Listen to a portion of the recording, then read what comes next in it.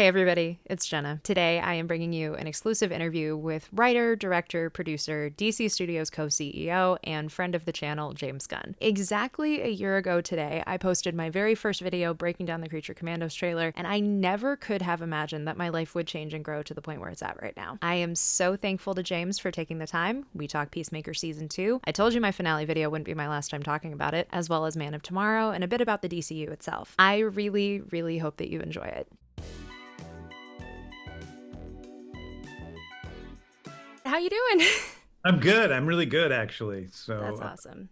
Yeah, I just finished another draft of Man of Tomorrow, so I'm just really excited about it. James, thank you so much for being here.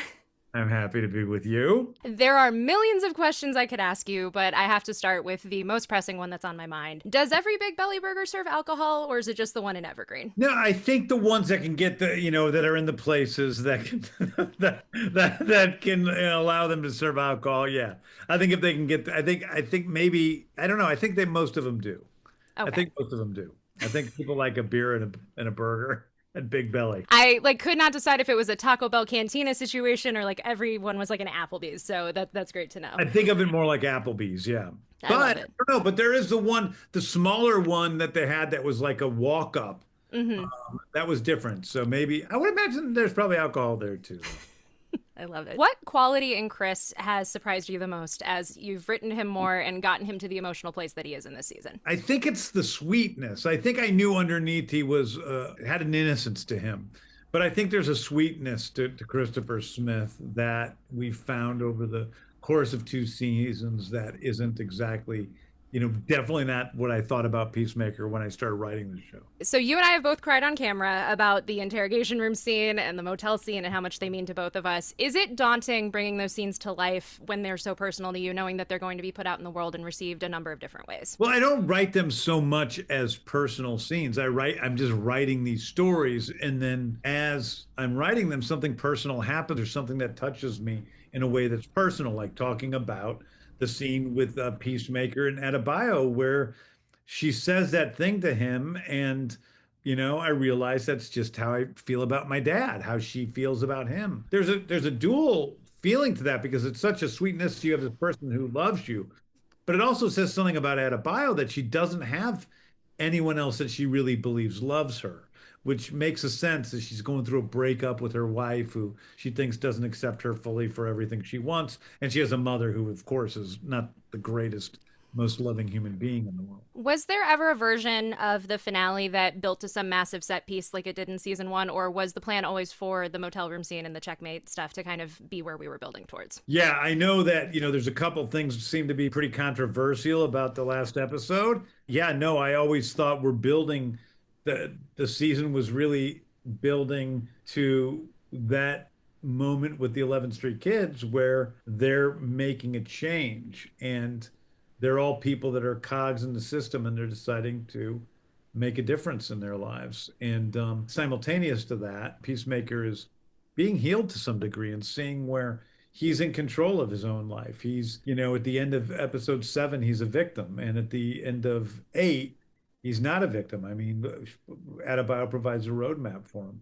Yeah, when you do things that are against what your nature is, mayhem occurs. But when you do things that are, when you're listening to yourself, it's beautiful. I love that so much. Oh Lord has taken on so many different meanings over the course of the season to the point where you now left Chris in a hungry world that may or may not eat him alive. At what point did you realize that it would be such a perfect theme song for the story that you were telling? It took me a little while. I think that I had a hard time deciding exactly what the theme song was going to be. I really didn't know for a long time whether I was going to use the same theme song again or something else. I came upon Oh Lord pretty early on and considered it, and I played it for Jen, which she doesn't remember.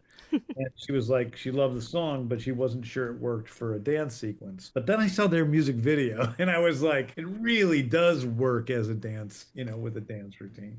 And so I think it was probably the moment when I saw that it worked for the dance, I really liked it. You brought up Jen. I feel like I could spend the rest of the interview just talking about Amelia. You knew about her and Junior's backstory for a long while, and you've brought up some very specific allusions to her past and her father. Has that backstory remained consistent as you've been writing her throughout these seasons? And are there any plans for us to learn that backstory? I mean, listen, I have backstories for a lot of characters that, I was on your friend Brandon's show. And, I talked about like Weasel has this very intricate backstory. Am I ever going to be able to tell that story? I don't know. Am I ever going to be able to tell Harcourt's backstory? I don't know. But I think we get it. I We think we definitely do. see that she's had a hard time. And I think that one of the things that I found, and I don't know if I remember I talked about this in podcast or interviews or whatever, but there's the moment with her in the fight scene in the first episode. And there was something really heartbreaking for me about when she starts smashing that guy's head. That's like, oh man, somebody fucked you up. And it was probably a man at some point, and you have this rage because of that righteous rage, most likely. And I always thought that that was a key part of who she is. One of the biggest mysteries still around this season is who is next to Lex in prison and who he's talking about in episode 6. Was there ever a version of that line that more clearly alluded to specific characters, or did you always No, kind of want to leave it open to interpretation? it was really much more about, I mean, some people have said some of the people I thought it might be, but really it wasn't about that. It was about the fact that, Lex is in this place where he's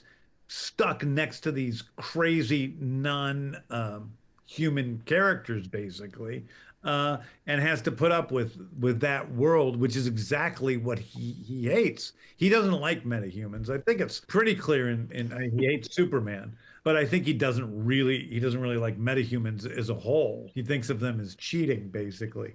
So, which is interesting for somebody who's so smart and genetically kind of hit the jackpot in terms of brain. And I don't know exactly how that's different than getting struck by lightning and being able to shoot, beams out of your eyes or whatever. With Salvation and with Rucka's Checkmate and even All Star and Birthright and all the comics that have inspired Superman, you're really drawing from the 2000s in a way that has been really surprising. What is it about the comics of that decade that you find so rife for adaptation? I mean, I think here's the thing. I think the reason is because over the years, comics have really changed and evolved.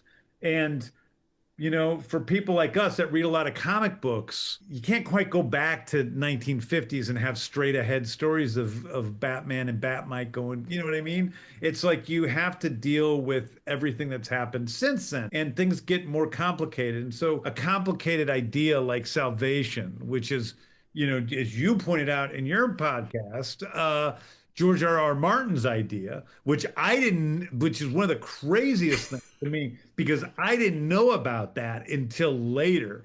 And I knew because I read Salvation Run, and I'm like, oh, this is such a great idea. I think the story can be more like this. And my story was always more like what George R. R. Martin's original intention was. A guy who came out and said great things about Superman, by the way. And so it's just one of those weird moments where you go, God, life is so strange.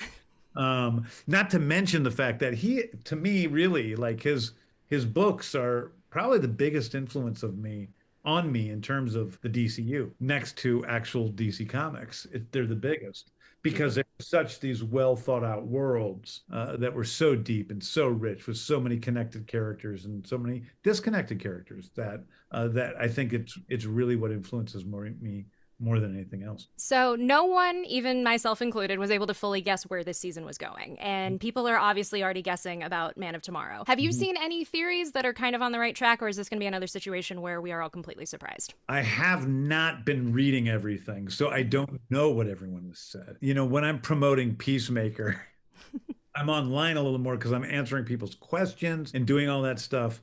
And now that I'm in writing mode and I'm building costumes and doing all this sort of stuff for Man of Tomorrow, I don't know what's going on. I don't know all that much what's going on anyway. I didn't know that people expected a cameo in the final episode until 2 days before the show, when for some reason I was on Instagram and I saw people saying, what's the cameo going to be? What's the cameo going to be? And I read down and I went, and I even wrote, what cameo are you guys talking about? The big cameo was Lex.